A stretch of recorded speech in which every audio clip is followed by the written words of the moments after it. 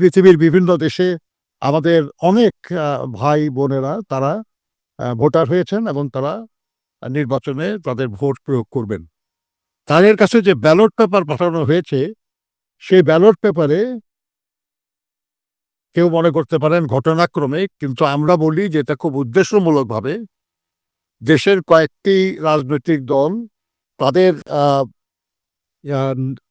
নাম এবং প্রতীকটা প্রথম লাইনে দেওয়া হয়েছে, অথচ বিএনপির নাম এবং প্রতীকটির মাঝখানে দেওয়া হয়েছে, যেটা ভাঁজ করলে কাগজটা এটা ভালো করে নজরেই পড়বে না। আমরা এই নিয়ে কথা বলেছি তাদের সঙ্গে।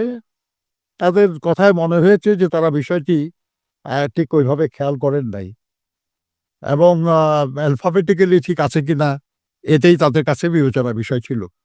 কিন্তু আমরা তাদেরকে বলেছি যে আপনারা এখানে ৫ টা লাইন করেছেন, ৫ টা কলাম করেছেন এবং ১৪ টা লাইন করেছেন।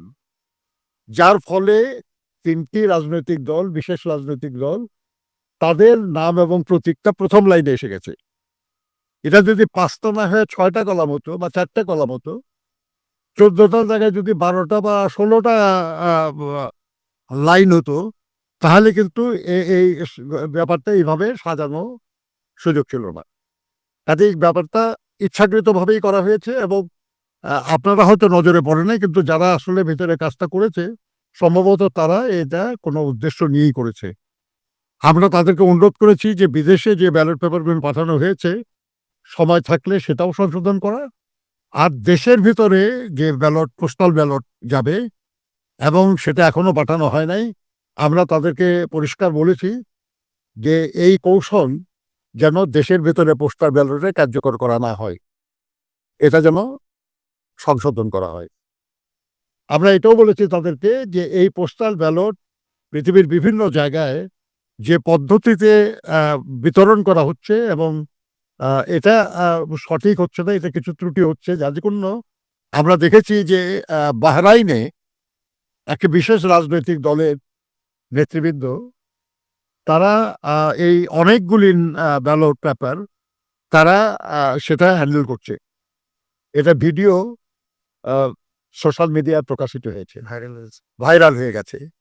তো ওনারা বললেন যে এটা তাদের নজরে এসছে এবং তারা বাহরাইনে রাষ্ট্রদূতের সঙ্গে যোগাযোগ করেছেন এবং সেখান থেকে যে রিপোর্ট বাহরাইনের গভর্নমেন্টের কাছ থেকে এসছে সেটা এটা স্বীকার করা হয়েছে যে হ্যাঁ, এরকম একটা ঘটনা তারা জেনেছেন। কিন্তু এই ব্যাপারে আরো তদন্ত করে তারা রিপোর্ট দিবেন এবং সেই অনুযায়ী তারা ব্যবস্থা গ্রহণ করবেন।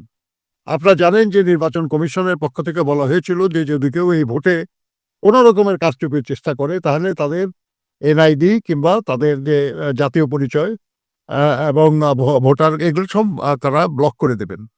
আমরা মনে করি যে যারাই এই নির্বাচনকে বিঘ্নিত করার জন্য এটাকে কারচুপি করার চেষ্টা করছে তাদের বিরুদ্ধে যেন আইন অনুযায়ী কার্যকর ব্যবস্থা নেওয়া হয়।